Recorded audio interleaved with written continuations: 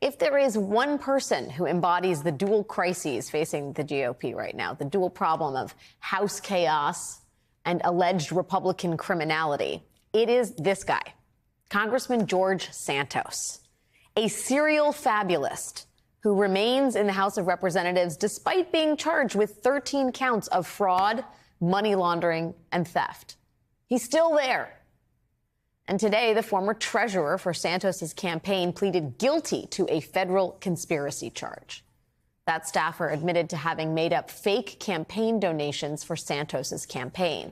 And that conspiracy charge is part of the broader case against her boss, George Santos, who has been accused of crimes that range from defrauding donors to falsifying official paperwork to lying to the government in order to get pandemic aid. So the fact that this Santos campaign official is now admitting to some part of that alleged scheme, that is bad news for George Santos. And yet Congressman George Santos remains a member in good standing of the House Republican Conference. He has not been publicly denounced by a majority of his Republican colleagues the way that, for example, Democratic Senator Bob Menendez has, and continues to be by members of his party for his criminal indictment.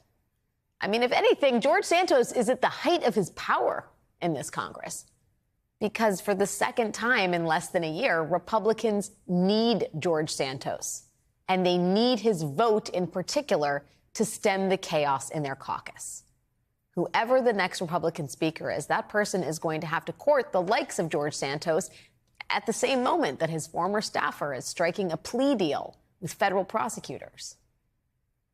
The GOP is so fractured that it governs itself on a knife's edge.